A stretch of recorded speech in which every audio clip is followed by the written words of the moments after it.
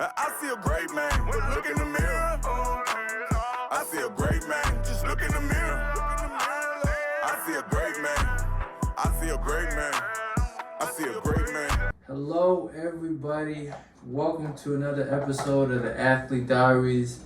I'm here with my boy Cortney Laye. I'm excited for him to be here. I'm excited for you guys to join us. Truly, Cortney, we can just get into. Let's tell the people about yourself. Who are you? Where are you from? You know, your journey. Let's talk about it. So like he said, my name is Cortney Laye. I'm originally from LaGrange, Georgia. It's about an hour south of Atlanta. Kind of a little country out there is what they say, but do a little bit of everything, you know. I'm a little country. I like to have a little garden, fish a little bit, do a little bit of everything, you know. We've never gone fishing. Oh, we did actually go fishing in college one time. We did, I remember that. I at the lake, you never came with us. But yeah, that was the time Drake got his pole stuck in the tree or whatever. Yeah, actually, you did go fishing with us, you right? Mm-hmm. Yeah. And like, you know, we met, we played football together at Moorhead. It was 2017 to 2020. Now ever since then, I've been kicking it in Lexington. Get my master's there. I'm just trying to figure out my career, my path, exactly what it is I'm trying to get myself into. You're so I see Cortney. We see each other probably once every 2-3 weeks or something like that. No, facts. And you just got done doing so explain to people your research that you just did. This is kind of crazy.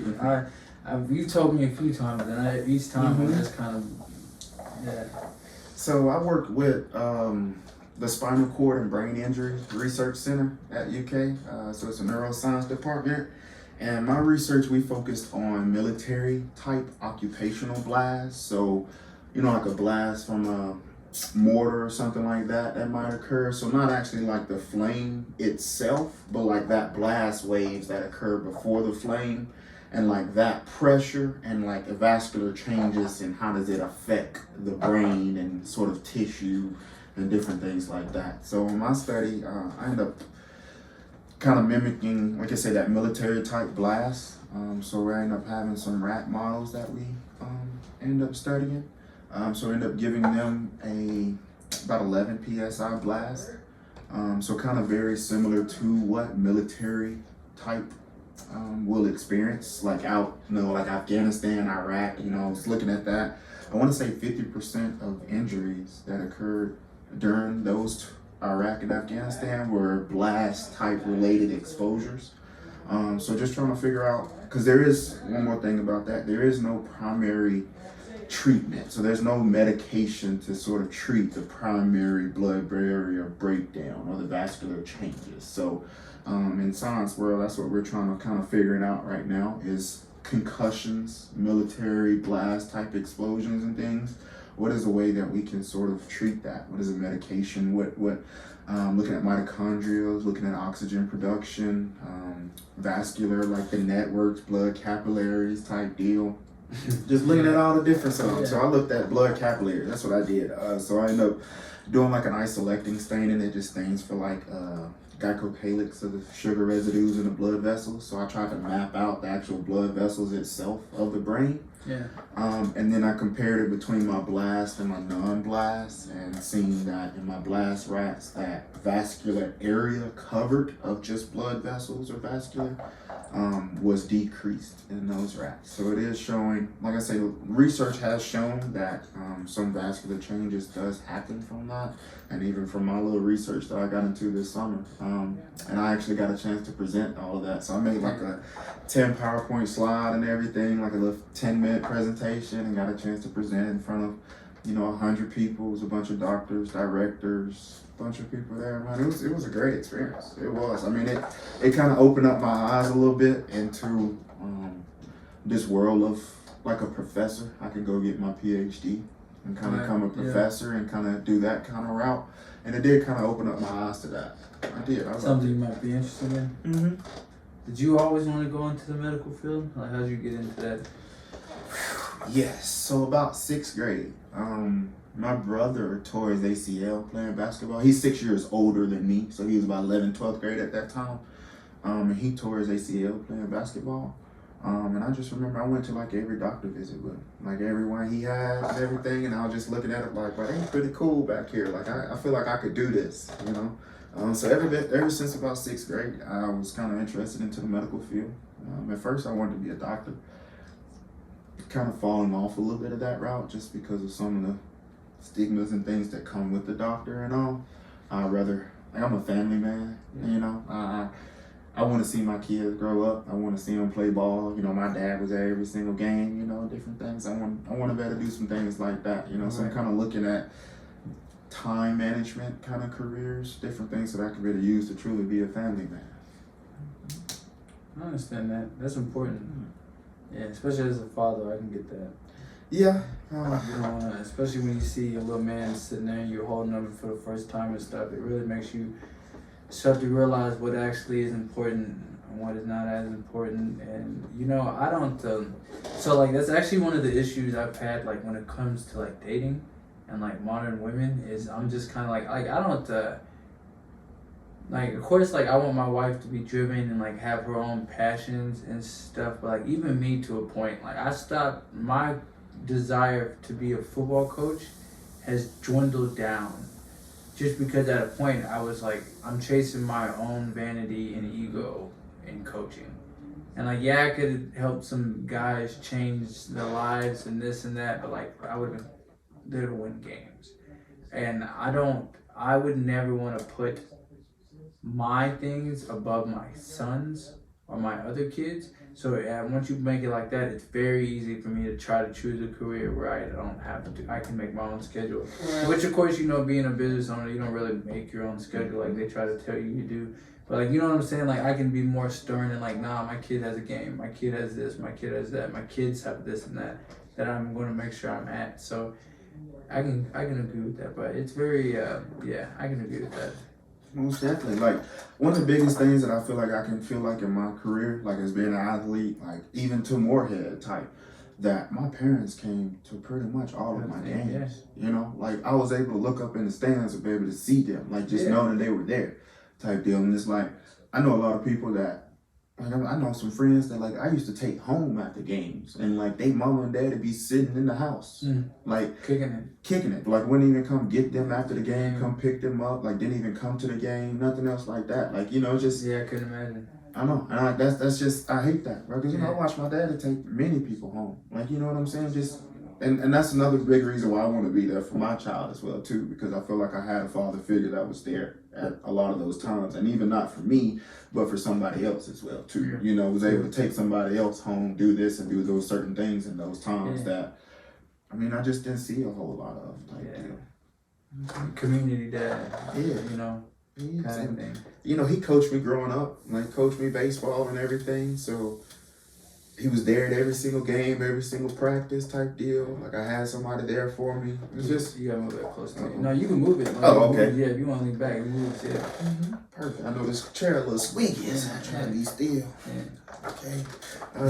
But no, he was there at every single game, every single appointment, and just a community father, like you said.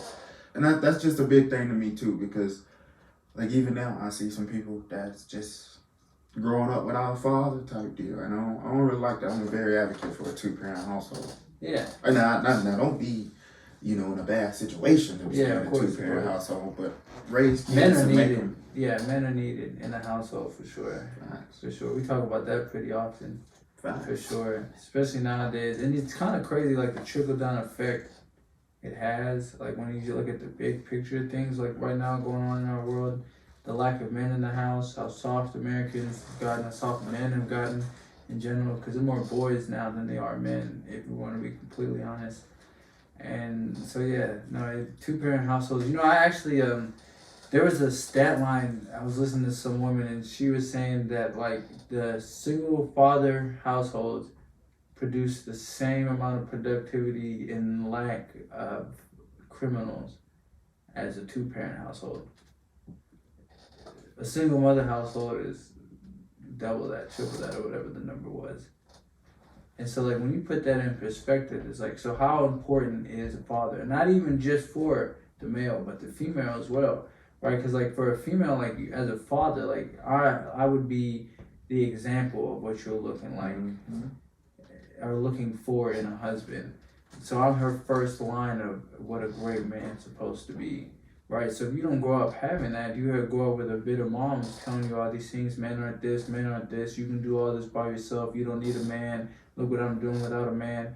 And my whole argument to that is, ask your mom genuinely if she would have been happier with a good man. Not your father, not, you know what I'm saying, a good man. Like, ask her that. You feel me? And I guarantee you 100 times over 100 times she'll be like, yeah. If she's real with herself, right? I don't get into the whole men don't need women, women don't need men. Like, nah, we need each other. Like, we need each other 110%. And I could tell you, like, after having my son, I've become more aligned with that theory.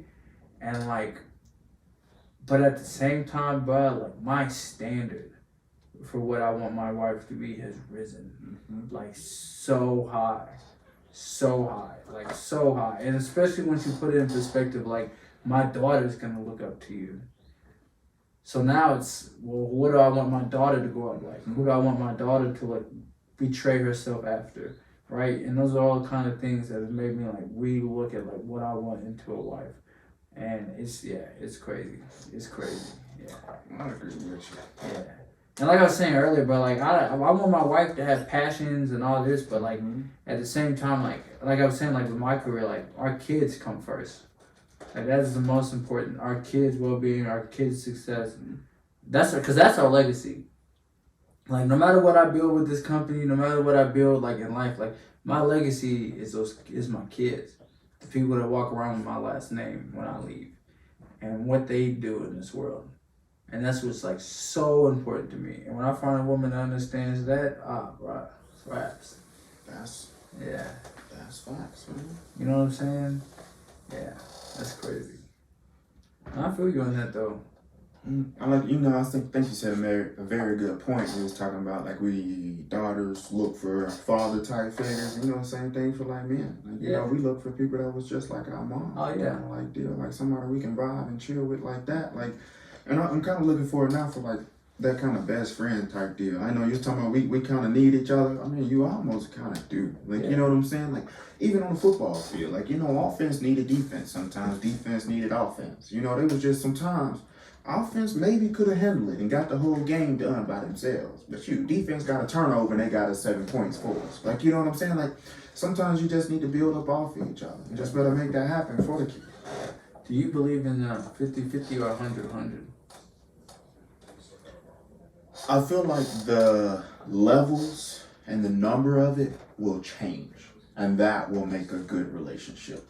So not every single time is it gonna be 50-50. Like, you know, after a Saturday game, you know what I'm saying? Like, you tired. Like, you know, if it was a 50-50 deal, like we had to get some running done or something, like everybody's tired. Like, it's kind of hard for me to just give all of my 50 that I might have right now. You feel me? But there's times I'm going to give you the best 30 that I got, and can you make up the other 70 for me? So I feel like numbers are going to change throughout of it, but finding that one or the one that you can vibe with, that y'all can make that maneuver itself through, is kind of the way to go. Like, trying to find that best friend. Like, you know, your best friend, sometimes you don't call your best friend, but your best friend called you. Like, you know what I'm saying? Kind of like other things around. Like, y'all might not speak today, but he called you tomorrow. Like, and y'all still cool off of that. Like, no one really has a hard feeling about that.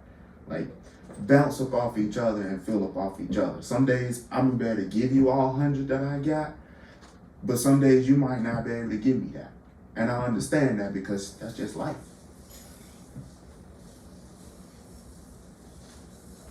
Well, that makes sense. That makes sense, and I'm happy you used the football analogy or the team analogy. So I'll tell you, I'm working on a book. I think we talked about this. Yeah, we talked about this. I'm working on a few books, but one of the books I'm working on, competing in love, right? Because you got to compete in love. And so my analogy, I believe, one, that it should be 100-100. And like, I agree with you, the numbers are going to change, but the numbers should not be 50-50. Right? The 50 is where I disagree. I think 50 or so, like, matching energies and all that kind of thing, like that kind of stuff. Like, that's why relationships don't work and people are miserable, because you're not giving your all to somebody. And when you're not giving your all to somebody, one, it's easier to put up a facade. So that's why people can fake who they are for a few months, and then, you know, along the lines, a real person comes along.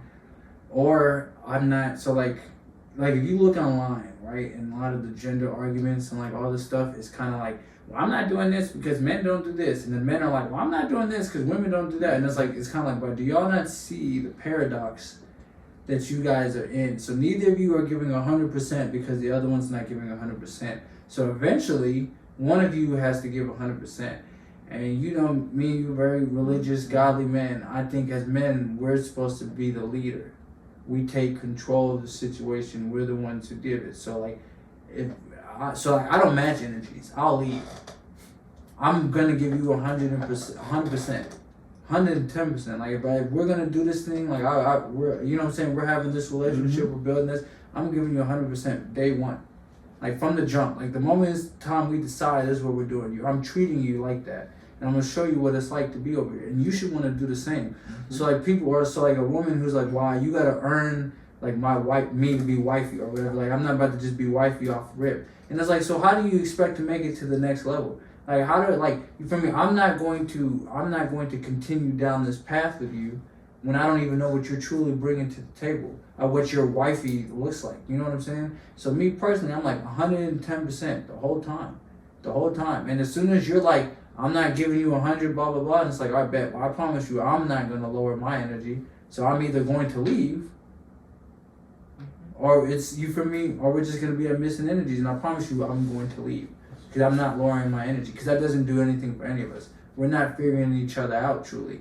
So that's why I'm saying it has to be 100, 100. And then I say competing in love, because, bro, so like back to your team thing, right? Offense, defense, whatever.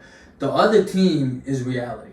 The other team is other people trying to break up your relationship. The other team is one of your parents dying. The other team is financial problems. The other team is situations that could tear this relationship apart. So we haven't been competing to be the best versions of ourselves in this relationship. We have no hope when those other things come and hit us in the face.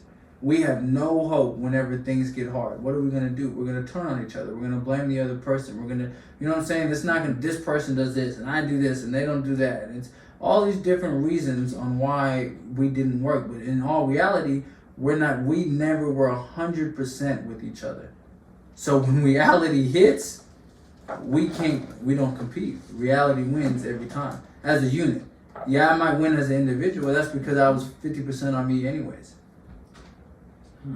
That's actually a pretty good point. You know what I'm saying? Mm-hmm. You know, because I mean, I'm thinking like as a practice perspective. Like I can't go into practice and only give 50%, 80%, or nothing else like that. Like it's got to be that full 100 of everything I got. Or when it comes that game time and we do hit that adversity, I'm not prepared exactly for that moment. Exactly. You know? Exactly. And it's kind of the same thing in a relationship. Think about it, buddy. You're going against a teammate. He's been giving you a 50% look the whole week. Mm-hmm.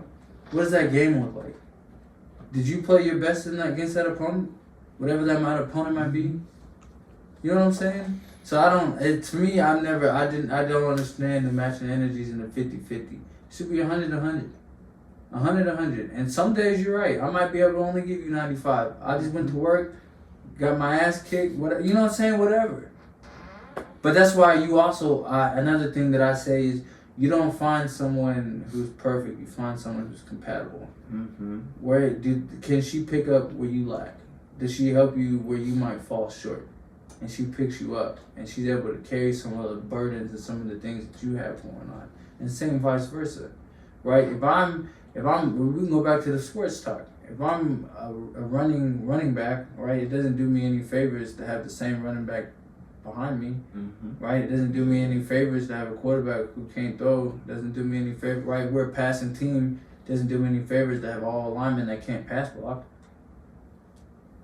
You know what I'm saying? Like, it's not about who's perfect. It's about who's compatible. Are we compatible? Are we work withable? Right? Can we compartmentalize all the things that we need to do in our relationship together? Because that's what matters. That's why I like that kind of starting off as like best friends kind of like deal. Yeah. Because I mean, you really get to know someone then. Like, let me better understand you as a person before we kind of really just move into a whole bunch of other steps. Facts. Take it. I don't, No, facts. That's kind of funny. I was just, but actually, so you know who I texted yesterday and today? Your man's, Rich Duffield. Good old Rich. And him and I were having a conversation about a year and a half ago. We were talking about, well, actually, me and you were just kind of having the same kind of conversation the other day. We were talking about him and how he didn't have sex with his wife until they were married and all that kind of stuff. And it's kind of crazy, bro, because they only dated for like a year and a half. Something like that. I don't know the exact times, but yeah, something like that. And I was telling my boy Dante that you shouldn't need like 4 years, 3 years to figure out that person's the one. If you know what I'm saying? You shouldn't take that long. If it takes that long, then that probably means that's not it. You're waiting for something to change. You're waiting for the potential. Right? They have the potential. You can't marry potential. You can't marry potential. You can't do it. And sitting around waiting for the potential to sprout into something will have you sitting around waiting for 4 years. And so I brought up the Rich thing to think because it's kind of crazy how, like you were saying, like the best friend process or whatever, by delaying sexual things, you kind of have to stay in that best friend phase, right? Like, yeah, you guys can kiss and yeah, you might have sex once or twice, like you might like break and do that, but like it changes the dynamics completely. And so therefore, like once you have sex, like you're not working under the same brain chemicals if you wouldn't. Your brain is not as clear on your decision making. So like my man's who was in a relationship for 4 years, if you feel me, for you to be like, nah, I don't think I can marry her, but we don't know yet, and you're gonna keep, you know what I'm saying, doing this, keep doing that, why are you staying? Is it because she's putting it on you late at night, you feel me? Like why are you, like genuinely, why are you staying? Like if you can't, after 2 years, if you can't be like, oh yeah, she's wifey, I want to marry her, why are you staying? You know what I'm saying? Like why are you staying? So once we had that conversation the other day and I started putting that together, I kind of started being like, man, so now I get it, why you should wait to have sex, because at a point, but when you take that away, why are you staying? Facts. And then too, like when you open up that doors to a lot of different things, and like you say, it's compatible, you do a lot of chemistry, everything like that, like that's traumatic, like when you kind of leaving about that, when you know, if it's something just cut off just like that type deal, like everybody said this when you was 18, 19, you know what I'm saying, kind of like deal, but you know, as we all do, we think we got it in different things, but I mean, that's actually pretty true, because I mean, like even the relationship that I'm in now, like we still battle from a lot of past kind of like baggage, you know, that it was just like, we honestly both look at each other and was just like, dang, I wish I met you when I was 15, you know what I'm saying, like before anything else ever happened, before college, before high school, like before anything, like, you know what I'm saying, wish I met you then, because it will make everything now just a lot easier, like, you know, we was talking about the 50-50 or whatever type deal, like there's some nights, like, you know what I'm saying, it's just something might have been traumatic and she only got 40 and that's what she got, like, you know what I'm saying, and you gotta better be there to try to help her to be that because of that past, because of that, you know. I really respect Rich for trying to tell us a lot of that, you know. I love Rich, he's a good person, he was, he taught us a lot, you know, but it was just being a college football player, it's just hard to really listen to a lot of it, you know, but no, I mean, it was a lot. Yeah, I would say going back in college, knowing what I know now, I probably would have done a lot of things different. A lot of things different. And a lot of things different. But it's hard to say that, bro. It's really, so I always struggle with that kind of conversation because it's kind of like, bro, like look at where you're at now in life. And like, I don't think I would trade anything for my son. Maybe the scenario I had him in, maybe the situation. But like, if you're telling me that by not doing the things that I did in college and putting myself in those situations, and my own, you feel me? You know me, full accountability. I don't blame no BCD, no blame, complain, defendant. You feel me? It's my BCD. You feel me? Look, we don't do that here. Like it's me. Like you feel me? I put myself in those situations, whatever.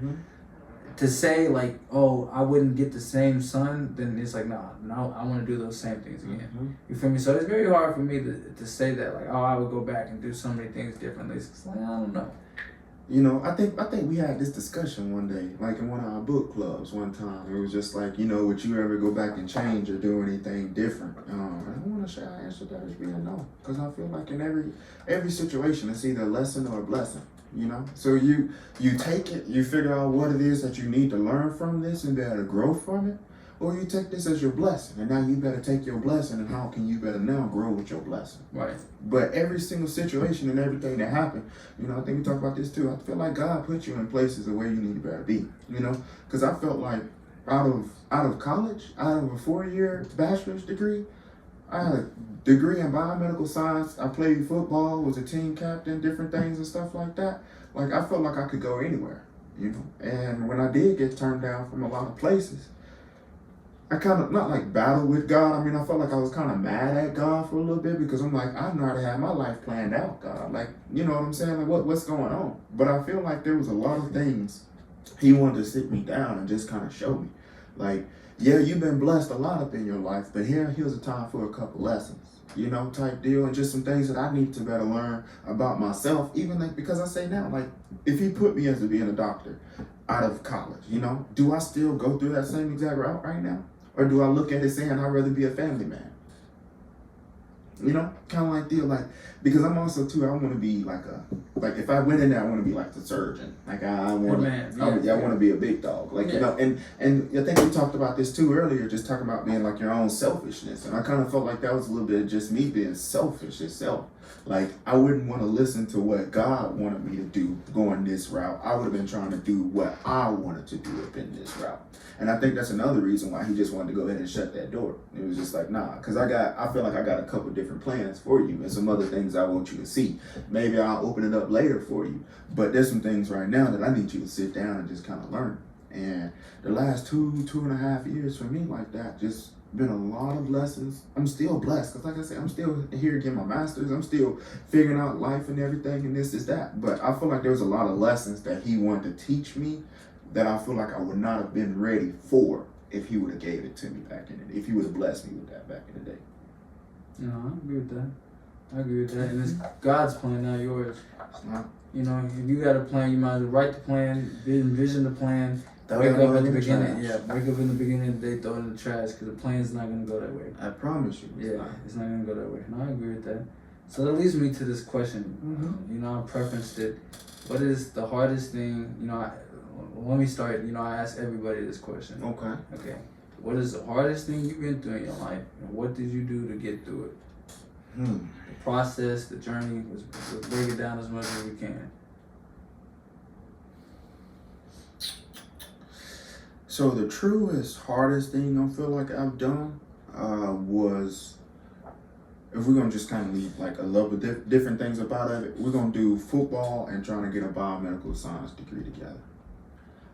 Because if people, I know a lot of people, I know you know, and different things, but football was 50 hours a week plus. Like, plus, that's at the field. Yeah, it was tremendous amount of hours. And then I want to say, like, they passed a new rule that said you had to pass 11 or 12 credit hours towards your degree. Well, when I went to Clark and then I transferred out and all, I had already had like some of the classes for my degree, or some of the like elective classes. So I had no choice but to take cell biology, anatomy 2, organic 2, microbiology, all in the same exact semester. Like, that's how it was for me my junior and senior year, because to stay on track to graduate and be eligible to play football, I had to pass 11 to 12, and I had already took all my electives.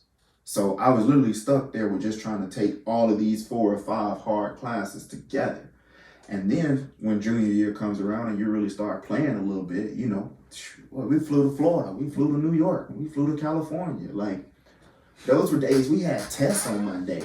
Like, I remember, I never forget, when we flew to Drake, when we flew to Iowa, me and Jacob Peterson, he was another biomedical science major with me. I'm gonna say he's at Ohio right now, medical school.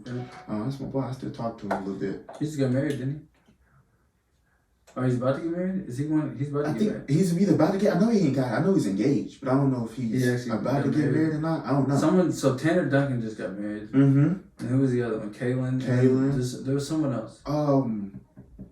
Lyman. For some reason, but I thought it was Peters. For some Might have reason, been. I thought it was check and Peters. see. Yeah. I had to Go check ahead, and go see. ahead, I go ain't ahead. call him in a minute though. Yeah. But I'll never forget that trip to Drake and Isle with me and JP were the only two lights in the back trying to study. Cause I believe we had a cell biology test the next day. And we were both trying to study from that. Yeah. So I wasn't trying to study.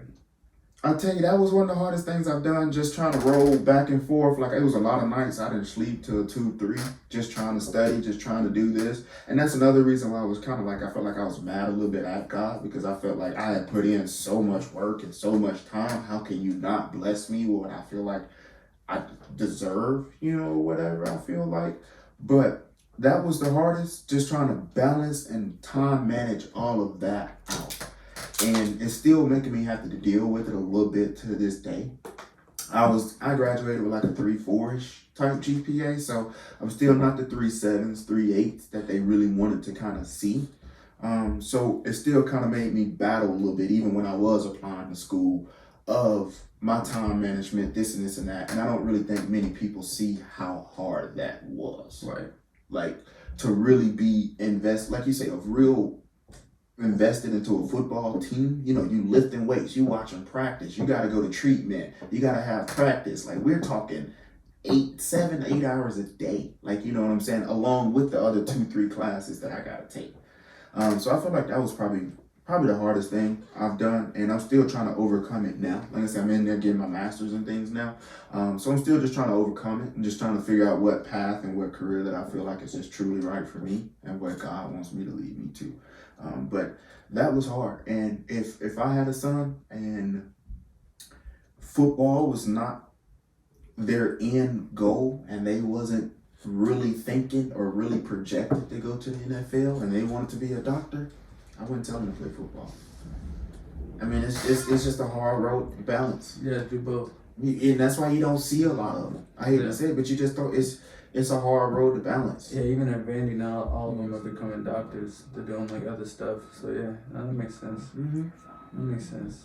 It's kind of crazy that you brought this up, because I was just having this argument with someone the other day about all the college football realignment and stuff. Mm-hmm. So the Missouri coach came out and he was like, did we think about the student athletes and all the stuff that they have to go through and all the traveling and blah blah blah? And my whole thing was so let me get this straight. We're mad that now the prima donnas at the D1 level, who've been getting everything handed to them, now have to travel a little farther? Because as you stated, and I remember clearly, we traveled to California, Florida, New York, Iowa, in the middle of and we're in the middle of Kentucky, and we did those flights, and we flew commercial. Because one of his arguments was the softball team flies commercial. Bet 115 of us on the football team flew commercial. Had to Cincinnati Airport. What, bro? That trip to San Diego. Mm-hmm. We didn't get back to Louisville till 5 a.m. Mm-hmm. And then got back to Moorhead.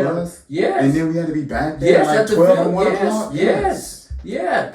And no one felt sorry for us. So I was like, bro, look, you know me, bro. I have this slight 10% empath.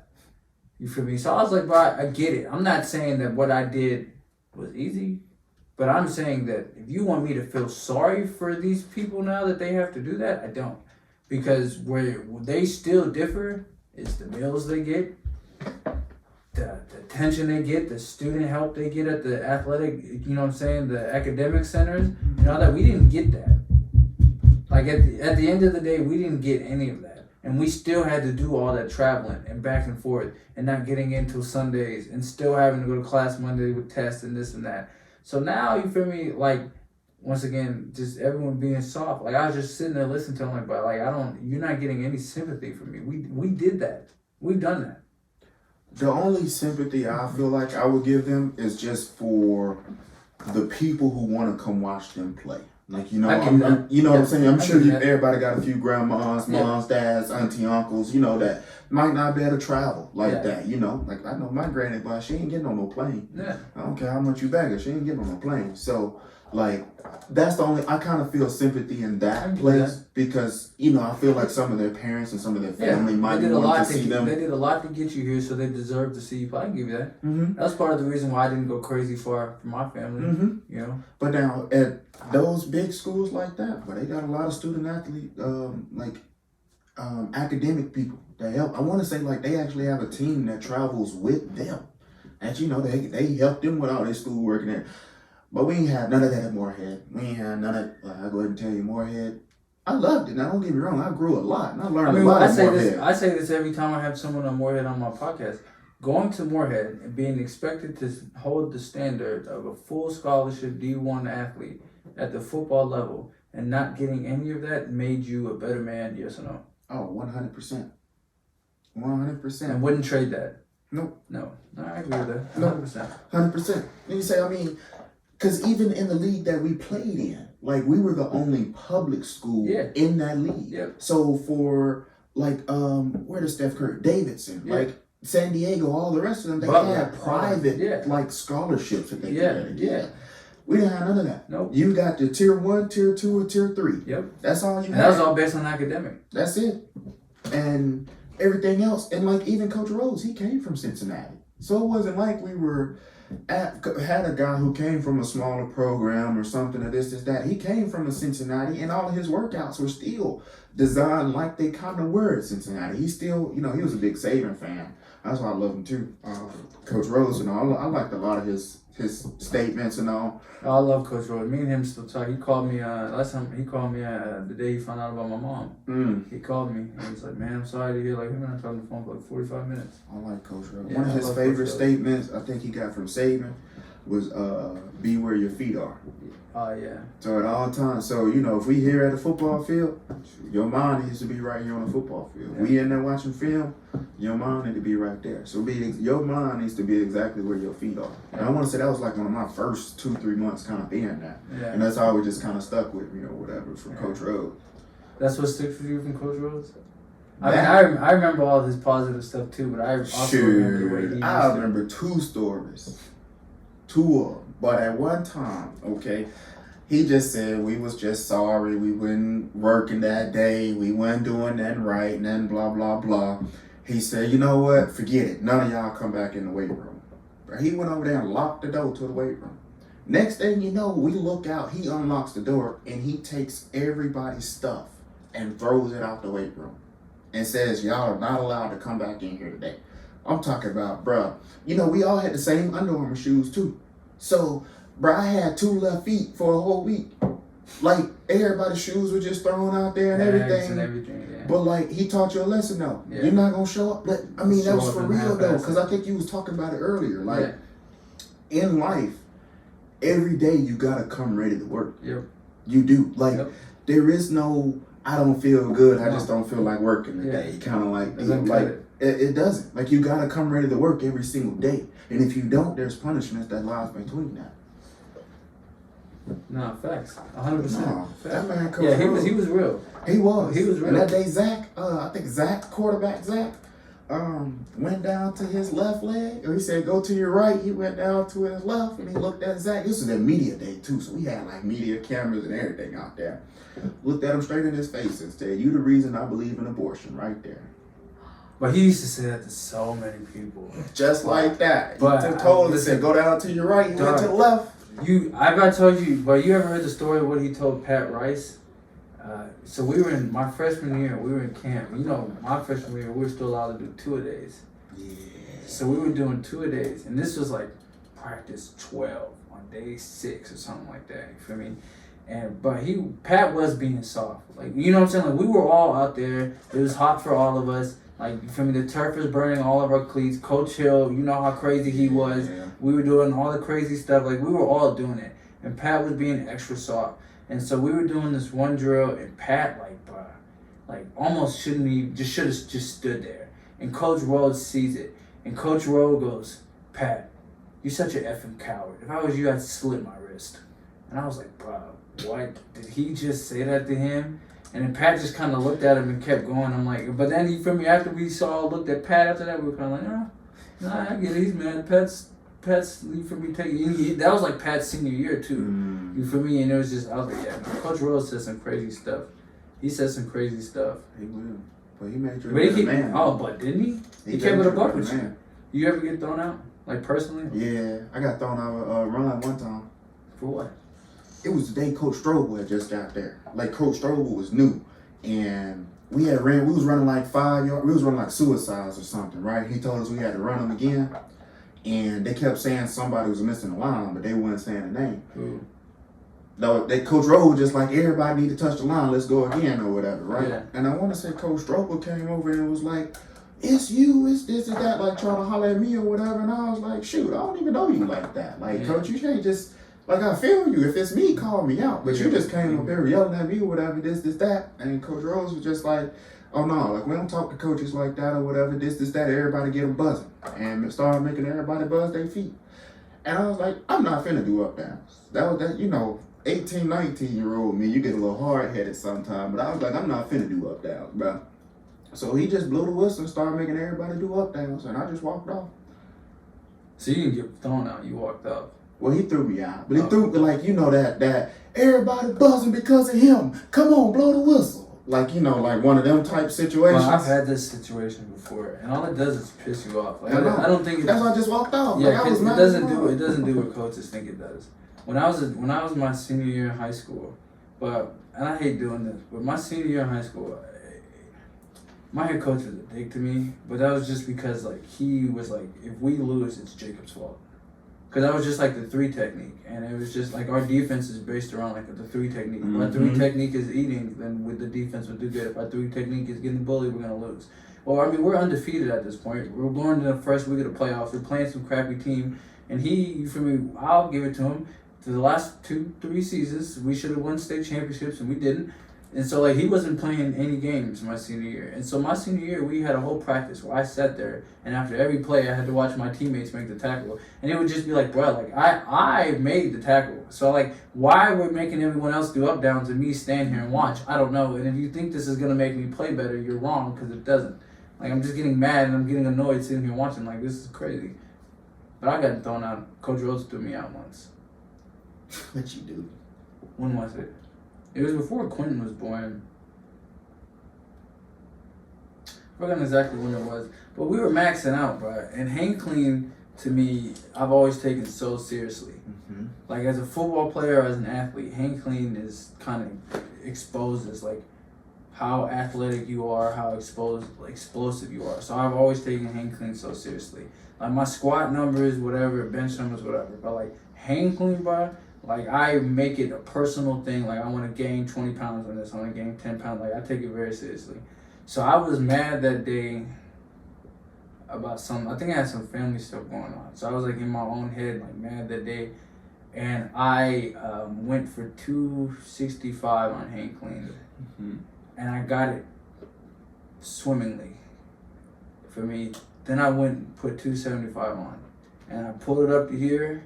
And then when I went to clean it, it slipped. Well, he didn't let me try again. I was just like, well, I'm going to try again. Like, it doesn't have to count as my max, but for my own personal, I'm not walking away from this bar until I get it, because I know I can get it. You don't have to count it. That's on you. I don't care. But I'm not walking away from this bar. And, like, that's just kind of like who I am. Like, if I set my mind to doing this thing and I know I can do it, I promise you I'm not going to walk away till I get it. And so he didn't like that very much. So he kind of walked away and, like, let it happen. And then so, like, I tried to do it again, and, like, his assistant comes over and he's like, Willie, just take it off. You didn't get it. And I was like, nah, just don't count it. Like, just whatever. You feel me? So then I tried it again, didn't get it. So then the 4th time, I got it. Coach Rose goes, Willie, did we not tell you to do this, blah, blah, blah, blah, blah. I'm like, yeah, but he said it wasn't going to count. And I said, that's fine. And he goes, oh, so you're calling him a liar, blah, blah, blah. I'm like, bro, what are you talking about? Get the F out. You'll never be a leader. You're always so emotional, blah, blah, blah. I'm like, bro, like, what? Like, what are you talking about? Like, I just wanted to get this weight. And so, yeah, it was just, he was just being a dickhead. Mm-hmm. He was just being a dick. And I got it, though. Like, at a point, like, you told me just to take the weight off, whatever. I was slowing somebody else up. But, like, nah, bro. Like, I put that weight on that bar. I knew I could get it. I'm not walking away from it. And that's just how I am. And, like, from a good intentions, bad decision, I guess. I'm glad you said that too about the hand clean and how athletic you are. Cause that is very, very true. Cause the hardest thing that I've ever tried to learn, I feel like in the weightlifting, was a technique of hand cleaning. Like, cause in high school, I mean, we just threw that mug up. Like we were strong enough to just take 185, 200, 215 and just throw it up and just hold it right here. But when you get that first day and they give you that pipe and they tell you it's supposed to sit back like this and you should be able to squat and you should be able to press and you should be able to do all this, that's a true test of athleticism. True. And it took, I go and tell you, if you like a high school athlete and you learning, Hand clean. stop trying to do 200 pounds. Stop trying to do 225, all that. Break that mug down to 135 and get the technique of it. Because literally when you get that actual technique and learn how to explode like that, it translates directly over to the football field. And on top of that, you feel me, whenever you get your wife, you feel me, she'll like you more if you got good explosive hips. Just You're right. You know what I'm saying? Just a little, I'm just saying, you feel me, if you got good hips. I'm just saying, boy, you feel me, this is, you feel me, good hips, good forearms. She'll like you a whole lot more.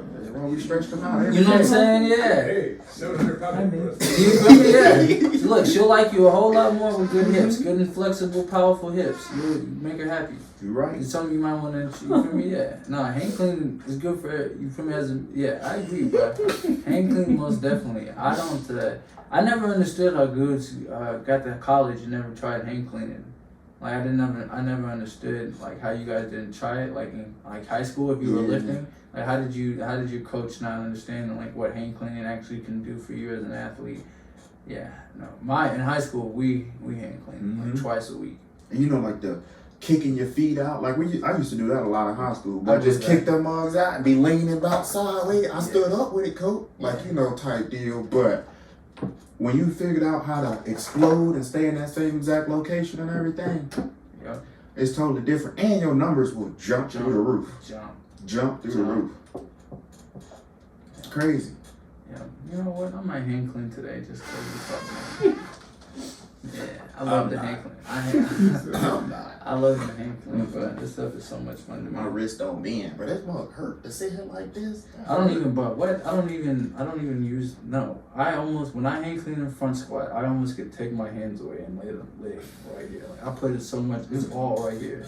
My hands are just there. And that's how it's supposed to be. I don't like squatting either. Well, front squatting is my favorite thing to do. That's the worst thing they ever invented. Because it's so hard, boy. It's so hard. That's why I like it. You front squat, you got to keep your whole core tight. Your whole posterior chain has to get involved in it. It's not just your legs or your thighs. Oh, what's that one bar we used to use with the handles right here? Yeah, the football bar. safety squat bar. Yeah. Yeah. Get your form right. Like you got no choice but to sit up with that mug and come back up. Yeah, that's why I like front squat. It's a very athletic thing you got to do. Yeah, no, it's crazy. I was hoping, but I figured we'd get more God talk in here, more life talk. We've been talking almost everything Females? else. Yeah. Well, you feel me? You're in a happy relationship and stuff now, and I'm single, but I feel like I know what I'm talking about to an extent. You're right. You know, but they say you shouldn't get advice from someone who's not doing it, so that's why I don't get relationship advice. That's true. You know, but I give advice and tell men how to be men, and that usually turns into relationship advice to an extent, just a little bit. True. You know. No, that's crazy though. Man, I had another question, but I lost it after we started talking about hand cleans. I got excited. Started thinking about what I was hand cleaning after. Good. Man. So what else you got going on? Life in general? I got one more year up under this master's.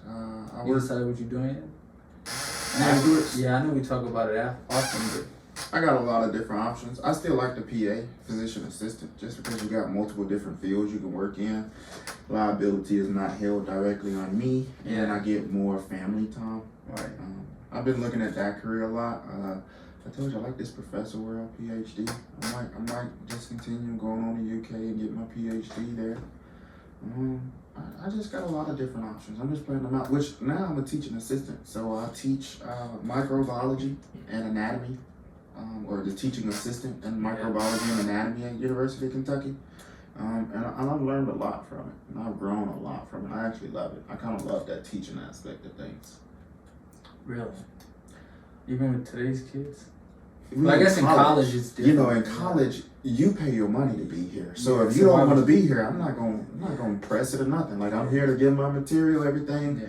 You got any questions, we'll go over it. But other than that, and I'll tell you, that has made me learn my material so much. Because, like, even now when I was applying to, like, that research program that I got into, like, being able to say that I was a teaching assistant, I learned so many more concepts and so much more just, like, things you needed to know for that field than what I actually learned while I was trying to do it while playing football. Like, and, like, that was part of the stuff that I was talking about. God needed to show me some things. Like, I felt like after taking a Dr. Turk biochemistry class, like, I could have been all right. Leo says, girl, if you know science, you know what that means. But, You're so ugly. lose electrons, oxidize, gain electrons, reduction. Leo says, girl. No, I get that. No, that makes sense. Okay. He used to say that, Dr. Turk used to say that like every single day. Yeah. Like, Leo says, girl. And if you could answer that question, you almost got a point on the test type deal. But I don't even know where I was going with that. God had to show you some things. Yes. Like I was saying, there were just some things that God had to show me, like, in this teaching assistantship world that, like, I got a chance to learn. I've actually met a couple students, like I see some of the students now that's actually trying to apply for some of these things, and I can look at them and just tell them, like, you know, I'm not hating on no dreams or anything else. Look into all the different things that you need for this career, you know, because to become a physician assistant, most places require 1,000 hours of patient contact, about 50 hours of shadowing a PA, about another 50 hours of volunteer services hours, about, you know, you got to have about a 3.5 GPA. Most of them require the GRE or the CASPA test. Like, I mean, there's 10, 12 different boxes that you even just got to better check for this.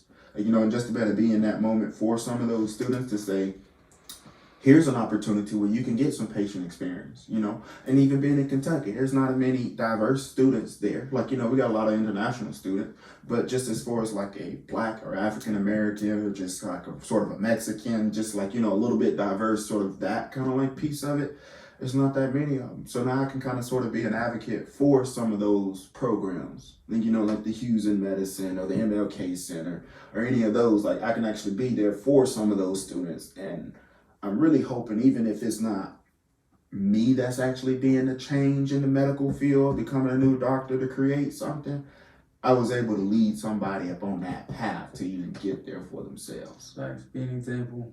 Yeah. Facts. No, facts. That's a big deal.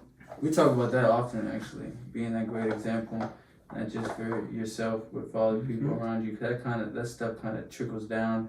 People don't ever realize, like, especially like you being 6 foot tall, you know what I'm saying, decently handsome young man, you feel me, people are gonna watch you anyway, so you have a decision to, like, let you know what I'm saying, you might as well just be that great example. And think about it, like at Moorhead and even in Kentucky, how many times did you see someone of your color that was up there at the front of the class?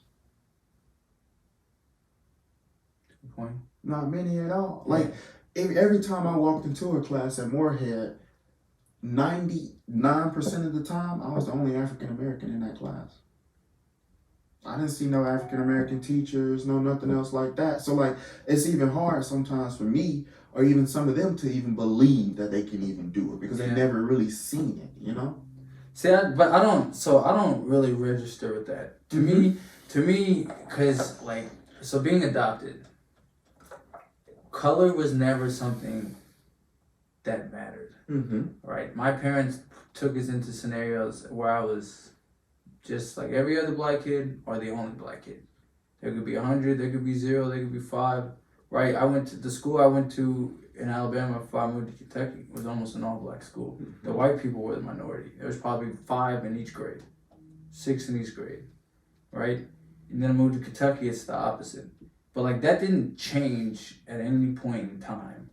Me not believing I could be whatever I wanted to be, regardless of my skin color. And that's why I don't believe in critical race theory. Like, I don't agree with that. You should not be telling people that there's a system that's going to hold them back because of the skin color. So like the other day, I was talking to a friend of mine. Her and her fiance broke up, right? He had been cheating on her, a bunch of other stuff. It's irrelevant.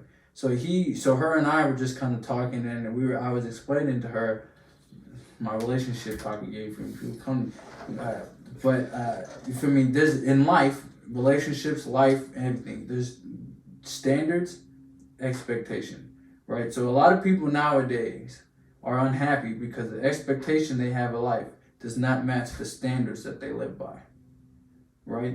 So if I have high expectations but I don't have high standards, I'm not going to get the high expectations. And it's very easy for me to blame my skin color, my sex, where I grew up from, all these different things that could be true, could be, but we don't truly know that because you're not matching standards, right? So like, for example, she would get mad because she would ask him to do the dishes or ask him to cut the grass or do something. And then 4 days would go by and he wouldn't do it. The dishes wouldn't get done, the grass wouldn't get cut. But he would play Xbox for 5 to 6 hours a day. Mm-hmm. So then I was like, so let's look at this. Like, let's be honest. What are your expectations? Do they match someone who plays Xbox for 5 to 6 hours a day? Right? And then I was like, so why do you think he does that? And I was like, I bet you. So I was like, before you even answer, I bet you he plays the victim card all the time, doesn't he? She was like, what do you mean? I was like, I bet you he's always like, oh, it's because I'm black, or this person hates me because I'm black, or I didn't get this because I'm black, or this or that. So at a point, why would he try? Right? When you get to 24, and that's all you've been told your whole life, why would you try? I know the system's going to hold me back, so why would I try? I'm just going to play Xbox for 5, 6 hours a day. And that's why I don't believe in critical race theory, right? Because if you sit here, Cortney, you and I, you feel me? If it was systematic racism, not one of us would make it. And you feel me? People would be like, oh, you're adopted, you don't understand. Well, then that shows it's not a skin color thing. It's how I was raised thing. It's not a skin color thing. If it was systematic racism, not one black person would make it. So I ask you, could you name me a way that white people have oppressed you in your life? Stopped you from trying to accomplish something that you wanted to do? A white person was like, no, you're black. You cannot get this job. No, I'm not giving you this. Right? You can't do that. And none of them can. No one, like, I'm not saying racism doesn't happen. Mm-hmm. People like, you know what I'm saying? But on a mass scale, it doesn't happen. And that's not what we should be teaching people. Mm-hmm. Right? And so I don't register with the, so like now with Disney, where they were like, we have to make the new mermaid black.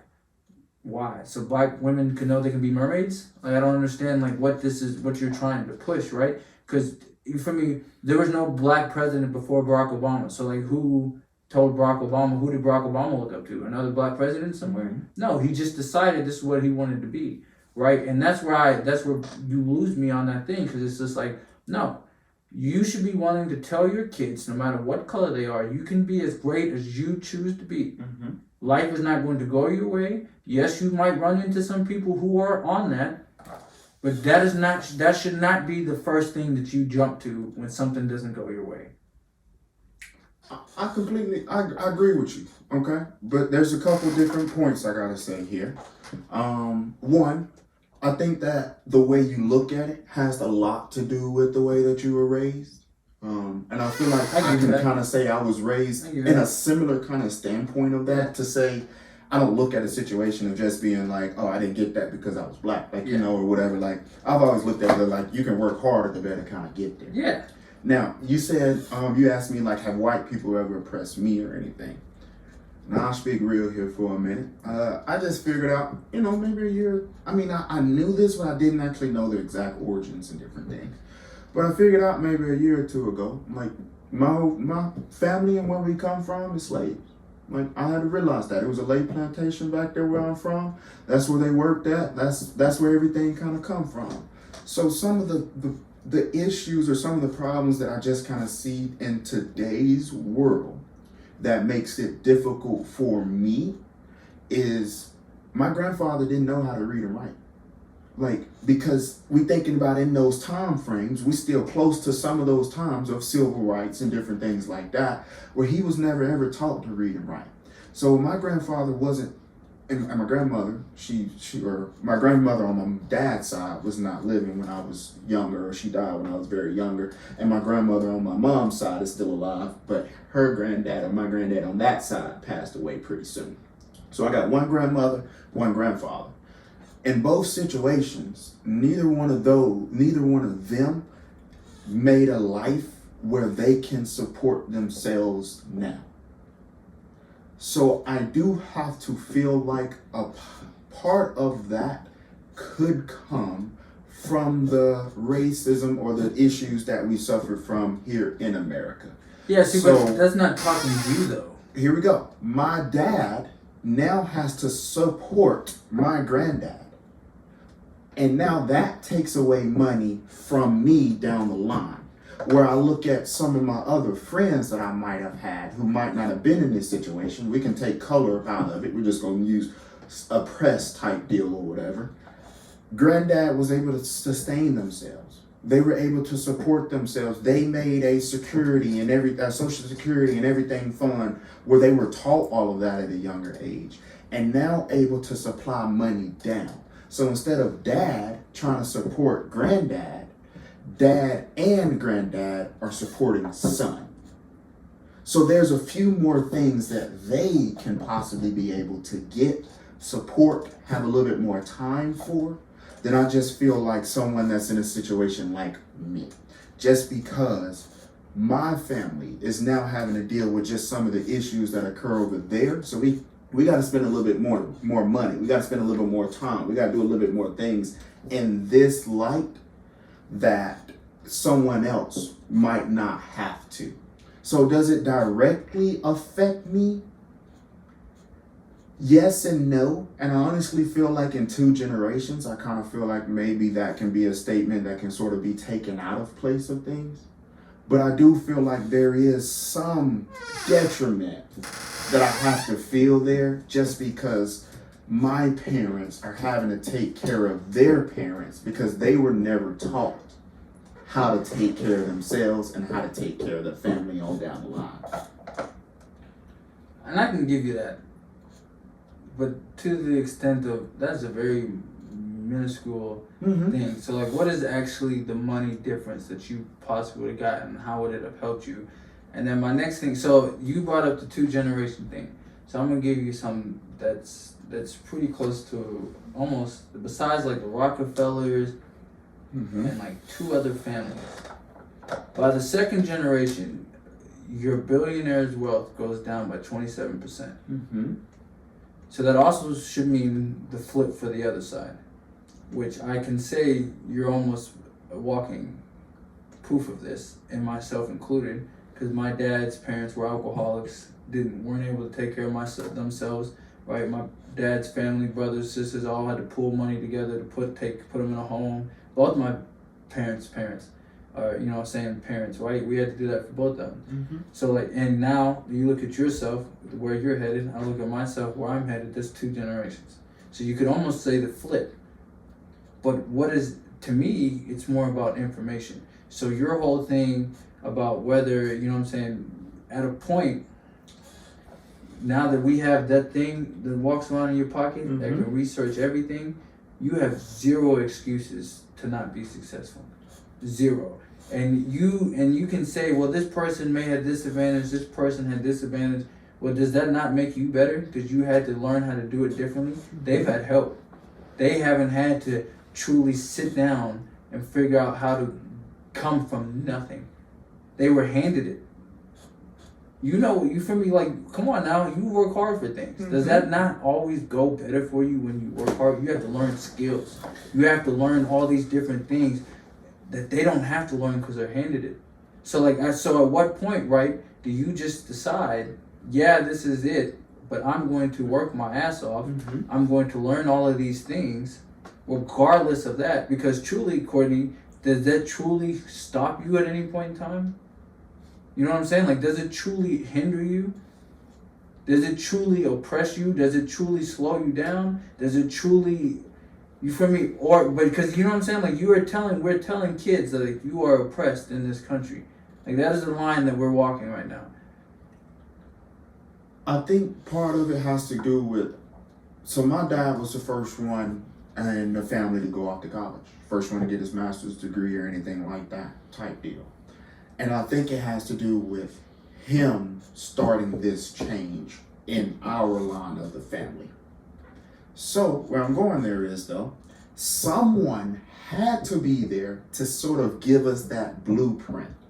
Whether they might not have handed it to us or anything like Who gave that. it to him? He had to figure it out. That's my point. You're putting my point. But now, as we continue to move down the line, right? He did it. Okay? Does that mean his brother is going to do it? Does that mean the other brother is going to do it? So now, should that child who's next down up in the list be punished for something that he didn't even really know or learn till he was 15 or 16? That the ability that he has, the ability to even change this, the ability to do this, because no one really handed him a blueprint for it. Like, you know, like my dad, I feel like has handed out a blueprint for me and Chris to say, this is the way you need to better live. Like, you know, if you go ahead and pay stuff now, you can chill when you're 50. When you go ahead and do stuff this and this and that way, you can better do that. And he's handing out a blueprint for us to sort of follow that path, and we can just start laying that brick on down. So now if I can be there to help 3 more people I agree with that. do that, Right? they can pass it on No, I agree down with their that. line, I agree kind of with that. like deal. But I feel like for some of them, and I can fault them because, yeah, like you say, we do have a phone nowadays that you can better look up everything and this, that. But think about it being a great D lineman. Would you be a really great D lineman or a really great football player if you didn't have a coach that kind of laid down a blueprint for you? Yeah, you can go out and grind and get it all out up on your own all you want to. But someone that can just look at you sometimes and say, do it a little bit like this, try it like that. You need to get a little bit lower type deal. Someone that can just kind of lay out that blueprint, and that will make it a easier type route. Well, I'll give you this, bro. Are there not coaches that you can get like that? Is it not coaches? Yeah. Could you not find a coach that can do that for you? Right? So, like, for example, in football, but if could you not? 15-year-old, think about it. If you're a 15-year-old who I'm just gonna throw out an African American or whatever, like who's oppressed, who doesn't really have a lot of money, who's living in poverty and different things like Jordans? that. Huh? Does he have Jordans? I don't know. Probably. I'm not a big Jordan fan. No, I'm not either, because they're a waste of money. But I bet you he does. And I bet you he has a lot of video games. I agree with that. Probably has some chains, some new clothes. But if no one can if their parents or no one he knows, or even a coach that he knows, can lay that out for him, do you really expect him to figure it out before he's 20, before he's 21? Or do you figure out it's going to be a 30 type deal for him? Hopefully he learns it and now be able to pass it on down his kids. So that's my point, though. If you're spending money on Jordans, you could easily spend that money on a coach. But if he doesn't know that at 15, 16, can you fault that kid? Or do you look at it more as being the parents who are not changing? And that's a whole nother level. That's a whole nother line. It is on the parents for being selfish and not investing in those kind of things and understanding those kind of things for their kids. But at the same time, I only can speak for myself. My parents were not forcing me to learn about taxes, counting, 401ks. I was 21. By the time I was 21, I read the tax code 3 times. While everyone else was watching Netflix, Power, all that stuff, I didn't watch any of that crap. I never cared. It was not important to me. I think I've watched Once Upon a Time and Revenge and The Office. For me, that stuff is not important to me. I always understood what was actually genuinely important. Right? Now, And I don't think my parents truly had a push in that, because all of my siblings, they're not like me at all. My brother Drew, 110% the opposite of me. He sits there and watches Netflix all day long. I promise you that's what he's doing right now. But you don't think your parents had any deal to do with laying out a blueprint for that was able to put you in some of those situations and some of those moments, so now you were able to learn better in that situation? My parents did a good job of making me never lose my desire to want to learn. But that's about, you feel me? Because I'm going against their blueprint right now. Like, if you ask my dad right now, he would tell you he would much rather me just use my degree and get a job. Not do what I'm doing. Put my money in a 401k, wait till I'm 60 years old, do that whole path and do that. But that's now what let he me would ask you rather me this. do. If they were never there and they never put you in those situations and you didn't grow up the same exact way you did, do you think you would be in the same exact place? Do you think you would have read the textbooks 3 times by The same 21? exact place? Probably not. But to say I wouldn't use it as an excuse, I can't. No, I'm not gonna say use it as an excuse, but that is a reason to be that when you have that guidance Right, I give that. around you, that helps you more in that place. So now when we looking at some of the kids who are on that poverty line, who do not have that guidance, who are missing a father figure in their life and different things, at 15, 16, pretty much before 20, I feel like I can't fault 100% on that child. Now, if he just don't want to learn it, that's on him, you know. But I feel like I just can't fault that child just 100%. So how much of this do you put on black culture? What do you mean by just black culture? Black culture to me is degenerate. And black culture, for me, is what pushes these kids to be, for me, it's a big psyop, right? Black people are scared to be different. They all want to, right? Because if you're different, you get called an Uncle Tom. So it's funny to me that all the successful black people are the ones that get called Uncle Toms. Right. And the ones that say they act white. So what is acting, my argument is always, what is acting black? Selling drugs, carrying guns. You know what I'm saying? What is acting black? Listening to rap music that doesn't add value to my life, brings me lower. Right? The power of the tongue. You know this, you're a spiritual man. The power of the tongue. How powerful is it? So why would I sit there and listen to Lil Durk? Right? You have Lil Durk sitting here rapping. My brother told me, I've tried to buy properties, but my brother keeps telling me to buy Glockies. Why are you putting that in a song that little kids are going to hear? Right? You're sitting there, how many people idolize Tyler Perry? They don't. They make fun of Tyler Perry. But I'm supposed to idolize who? Lil Durk doesn't own anything. He can't pass anything to his kids. Tyler Perry, he's got a whole studio, 400 miles long, 400 acres long. Right? So how much of this is on black culture to a point? Because I get what you're saying. You didn't grow up in it. All right, so when is black culture going to change? I feel like we gotta be the ones that change it. Oh, tenfold. That's why I'm doing what I'm doing. Because I'm not, you feel me? Like, I don't never, like I said, but I'm not Moses. But like, you compare my story to Moses. Like, I do sit back and look at where I could have been if I wasn't adopted. 100%. Mobile I think they just did a test. Mobile, Alabama is the 3rd most dangerous city in the planet, or in America. So like, I give credit to that. Like, I know where I could have grown up and what I was supposed to be, or what I could have been. But at the same time, like, that's why I'm giving back to people. And I'm trying to show people there's a different way to do this. And I'm trying to give back to the community. But the community goes, you're an Uncle Tom. You didn't grow up like I grew up, so why would I listen to you? You had 2 parents. You grew up with white people. You had this. So like, so you're putting yourself in a box now. So at no point you can no longer blame white people. It is you. It is your community. It is your culture. It is your things that you're doing. Because obviously, you don't want to listen. Like, regardless of where I came from, if I'm trying to do something that what you want to do, why the hell would you not listen? Regardless of where I came from, regardless of how I grew up. Well, you don't know. You had both your parents. You don't know what it's like to not have it. Why does that matter? Why does that matter? All I can do is tell you how to start a business, become a better person, get closer to God, help you in all these areas. Why does it matter where I came from? Why does it matter what my skin color is? Like, I know dudes, I don't listen to white people, but I don't want to listen to no white person. So you don't want to learn, because he probably can teach you some crazy things that you never even imagined.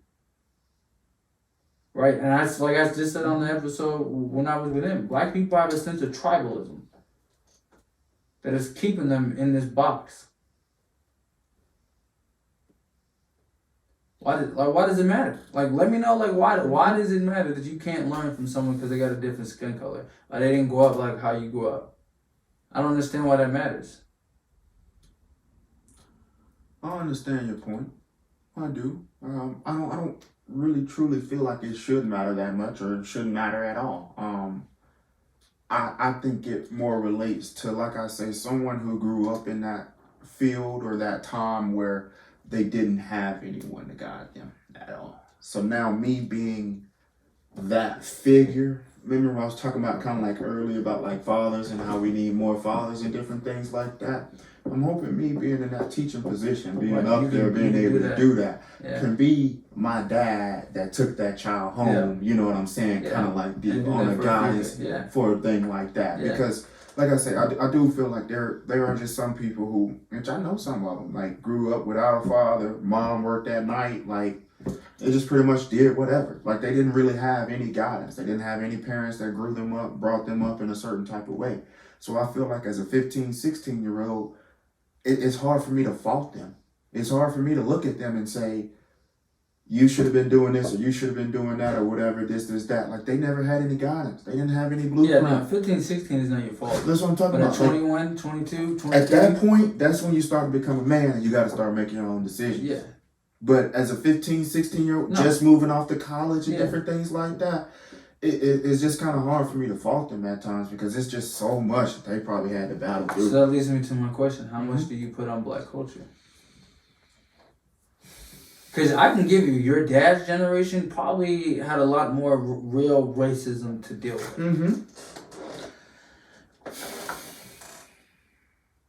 Because black culture right now is what? Nicki Minaj, Cardi B, Doja Cat, Lil Durk, Lil Baby, Tory Lanez. Everyone's trying to be cool, videotaping fights. Being the plug, being the weed man is the cool thing to do. I hear you. How much of people don't listen to Big Sean? You ever listen to Big Sean? Beautiful girl. You talking about Sean Kingston? He's true. Oh shit, that's wrong person. See, that's exactly my point. Big Sean. You ever go home on your way home, listen to some Big Sean? Detroit 2.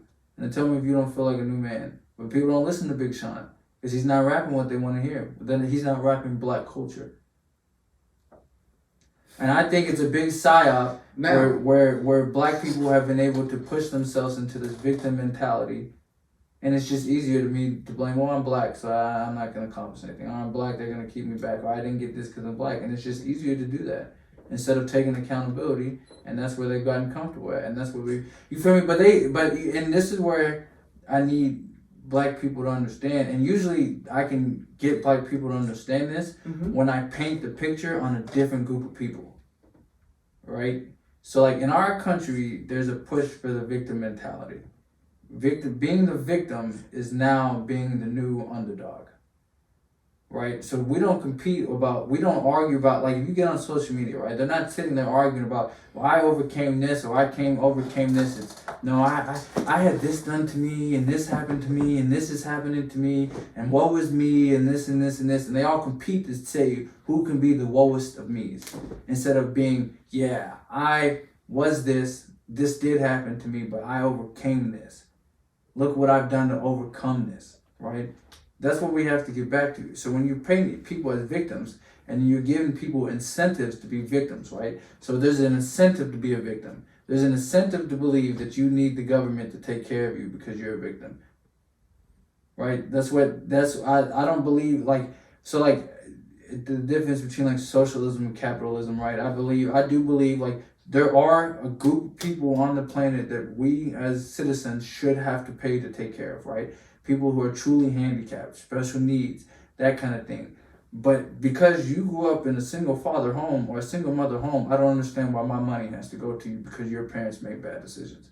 Now, I will do it because I'm a good person and I want to help, but it shouldn't be demanding of that. And you see how in Section 8, right? If you know, like, so if you go down to Section 8, it is the mothers lose their money and will get kicked out if they get remarried or bring a father into the home. So you're incentivizing women to be single and raise black kids in single mother homes. And we just gave the stat about what happens in single mother homes compared to 2-parent homes and a single father home, right? And that extends all the way through. White people are not the only people it's happening to. Right, they're incentivizing people to do the victim thing and stay victims. Like I was just talking to a girl the other day. She was saying because I was helping her. She wanted to start a business, so we were talking back and forth about it. And she was saying, "Well, I can't get this job and make this much money because then I'm gonna lose my food stamps and this and this." So I'm like, so you're seeing how they're trying to pay you to keep yourself average, They're incentivizing you to stay average and not start your own thing. They're incentivizing it. We'll talk about divorces, right? They incentivize women to leave.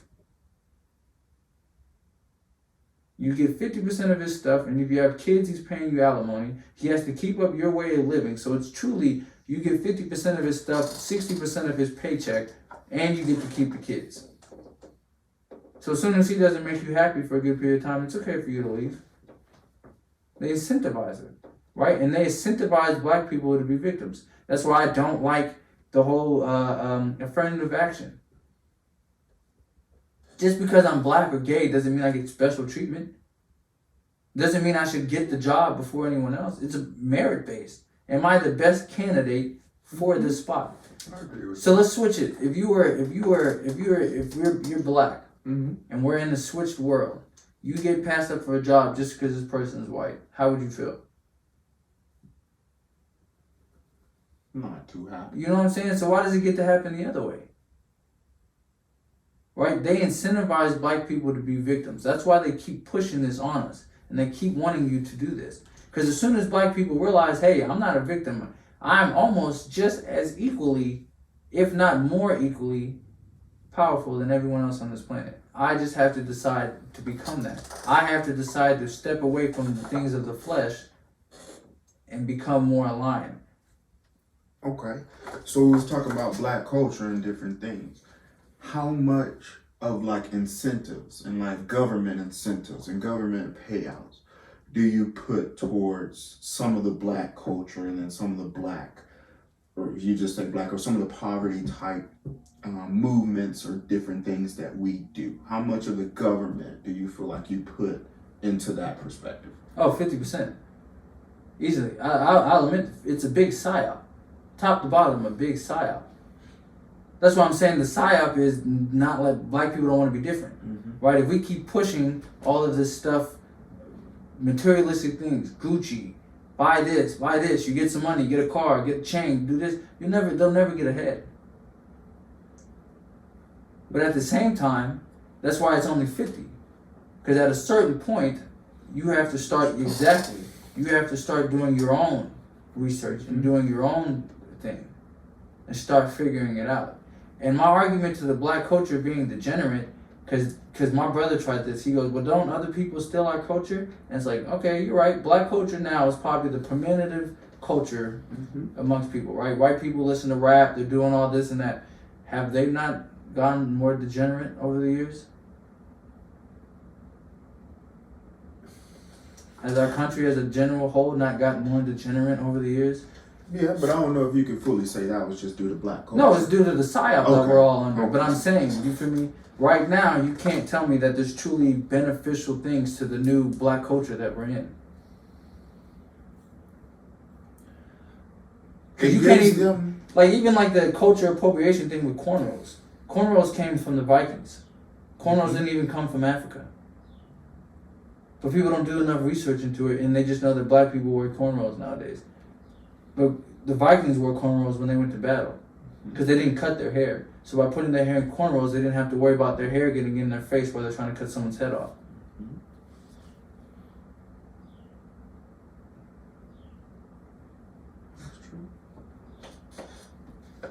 Yeah, for me, it's just one big psyop, and I just don't relate to that. And you feel me? You call me all the Uncle Toms and whatever that people want to call me, whatever. But it's just like, but I'm doing this so I can help teach you guys. But there's no easy way to tell you that you have to leave that crap behind.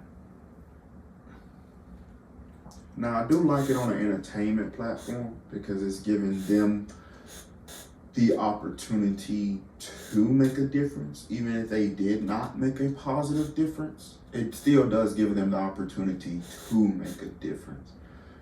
So I'm still kind of happy for the culture in that setting. I mean, I agree with you. There are a lot of, I've always said this, I feel like there's a lot of things as black people we have to do better. Before I feel like we can point, I'm always a big advocate, before you can point the finger at somebody else, you got to point it at yourself first. So I am a big advocate. There are a lot of things that we can do better as a whole. Just like black people who get rich and then move away and then don't give back at all. Like you're equally the problem. So you obviously were smart enough to figure out that you couldn't, you feel me? That's why they leave. right? That's why they leave. They realize that the culture and this, that, and the third, so that's why they leave. So it's like, obviously you realize that, but why are you not coming back to help the other people behind you? You know? Do you think we make the culture, or you think we're born into the culture? Ooh, that's a tough question. Me and Brandon actually sat in the car for 5 hours and we pondered this question. Because the question is, because that's the same question as, does society make the people, or do the people make society? Mm-hmm. And my answer, I finally came to this. I think there's a good percentage of people who decide who they want to be, and they make the society around them conform to them. Therefore, society changes. Martin Luther King. Jesus. Right? All these kind of people, they decide who they want to be, and they don't care about society. But that's kind of like the godly, you know what I'm saying, the God in you thing. Yeah. That figure. You feel me? But I think there's a lot more sheep who get influenced by society. But I think there are people who decide, yeah, I want to be who I want to be. I'm who I am. But that's why Christianity in general is under attack. And that's why you can't be Christian in communistic dictator countries. Because you can't have individuals. You can't have people thinking on themselves, being individual thinkers. I really wish Christianity was bigger. But there's a reason for that. Growing up, I feel like it was a lot more than what we're at now in the world. But there's a reason for that. I mean, Christianity is under the same psyop that the black community is under. The same psyop women are under now. Right? It's the same psyop. Christianity is under we're gonna wash down the true depth and meaning of Christianity. So therefore our kids gonna grow up getting it, right? They started pushing sports and all these things. So now instead of us going to church, we're spending our weekends at the football field, we're spending our weekends at the basketball court, traveling, doing all these things. So now we're not even truly learning God and getting built into that relationship. Then on top of that, they're gonna hop on TV, they're gonna talk bad about Christianity. You got all these liberal people sitting on Facebook who have never read the Bible telling you all these things about why your religion is wrong. And Christians just sit back and be tolerant of it. All right, I was telling them last night, you don't see people attacking the Islamic faith. Why is that? Muslims have made it very clear, you do not talk about our people. You do not talk about our religion. We're not here to be made fun of. So as Christians, how can we overcome that? You better get ready to get called all them isms.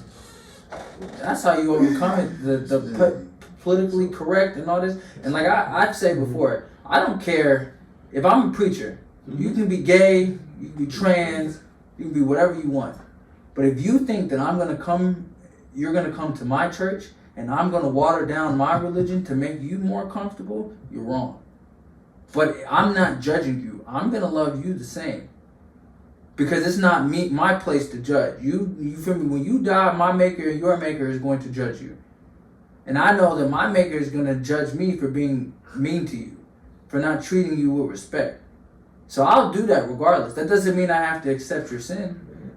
That doesn't mean I have to bend my views to fit yours, to make you feel comfortable. It's kind of like what Eddie Murphy said with the abortion thing, right? Like, the government should have no right to tell you what to do with your body, because it's a slippery slope, right? Just like with the vaccine thing, people didn't understand the hypocrisy of that, and they try to form it to make themselves feel better. It's like, no, just as if the government can demand me to take this vaccine, they also can demand you don't get to have an abortion. Like, that's the same, you feel me, thing. That's why I don't agree. The government shouldn't be able to command and demand either one of those. But let's not try to soften what an abortion is to make yourself feel better. You're killing a baby. Point blank period. You're killing a baby. You can call it whatever you want to make yourself feel better. That's what you're doing. Right? And it's the same thing. You come to my church, you can be gay as you want. I'm not the one to judge you. I'm going to respect you regardless. But you're going to leave most of that at the crib because we're in church, so there's no reason to even talk about the kind of sex you're having because we're at church, so it doesn't even really matter. But secondly, it's not my place to judge. My maker is going to judge you the same way he judges me. And I'm not going to be mean to you because that's not who I am. That's not what my maker calls me to be. And people be like, well, Jesus would have been a liberal. No, you must not remember. Jesus told Mary and told the people, thou who has not sinned, cast the first stone.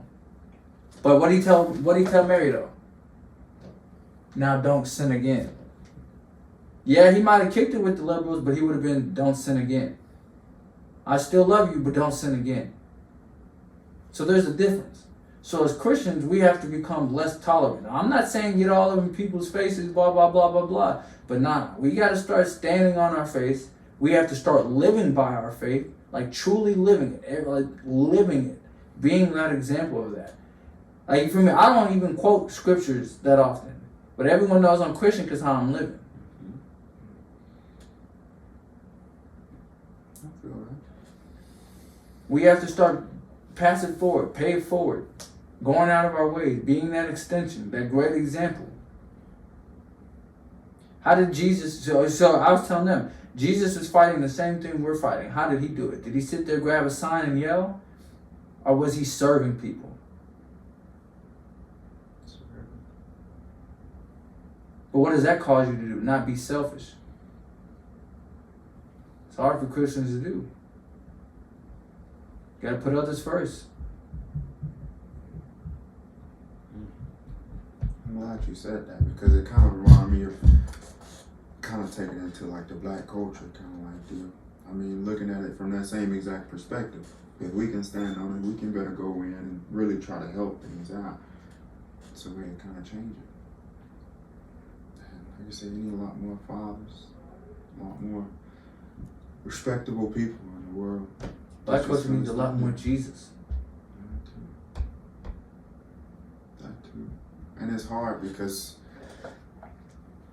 I know I feel like you hear it a lot that Jesus is this just made up character from the white people and us black people are just so stupid for following and all that. I know you hear that one too.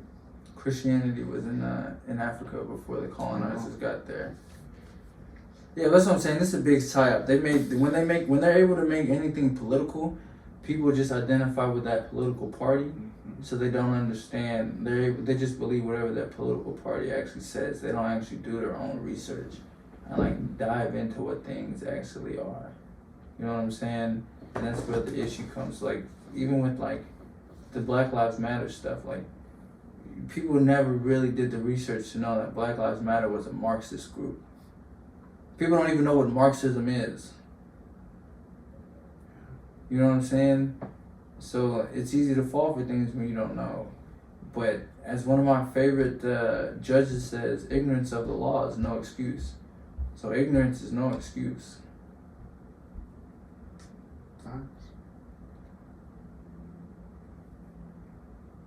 But that's why I say education over entertainment, bro. Education over entertainment. Yeah. At a young age, that's what I'm teaching my kids. Education over entertainment. Gotta have it. Gotta have it. Gotta be willing to learn. Never lose that. Like one of the biggest things my parents did when I had a question, it was never, I'm gonna tell them, you better go get a dictionary and figure it out. You know, back in the day, we had encyclopedias. You feel me, bro? Right, he had a whole encyclopedia, like 20 of them stacked up there, bro. Any question I had, you can go look in the encyclopedia. You can find it yourself. Yeah. And then whenever we got iPods or whatever, it was like, you better look it up. Just search it. Yeah, that's what we need more of. That's what you gotta push on people, but yeah. We do. We'll make it happen. Oh yeah, no doubt. I believe I have more faith than I have doubts or anything else. So I'm not worried at all.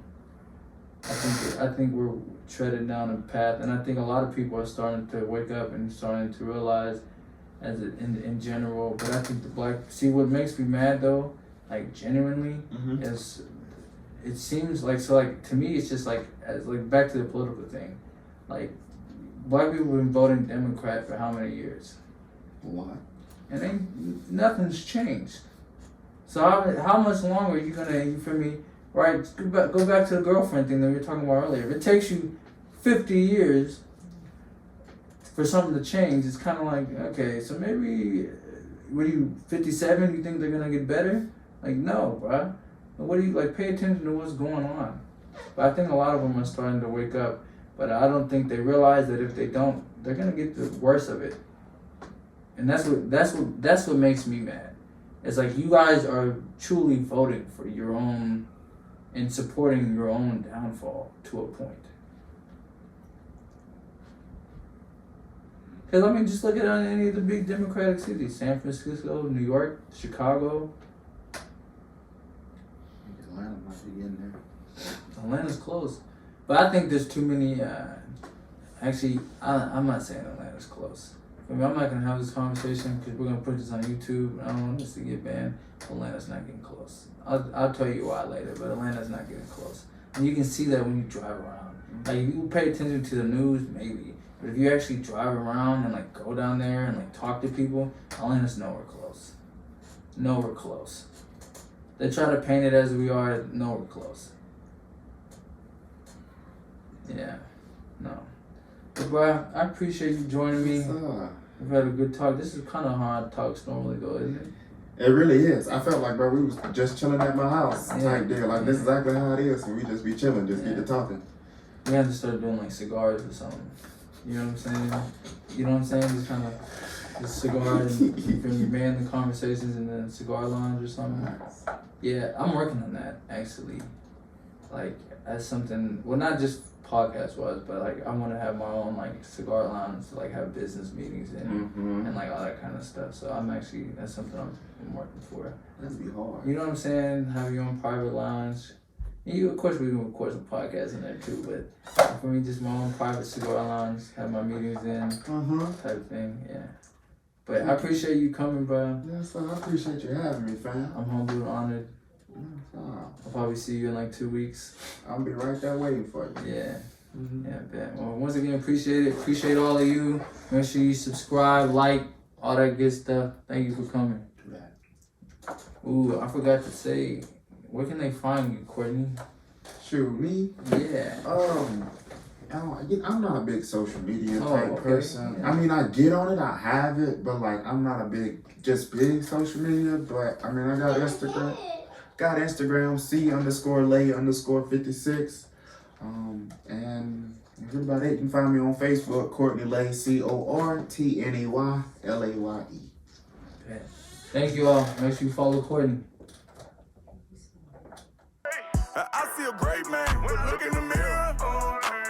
I see a great man, just look in the mirror. I see a great man. I see a great man.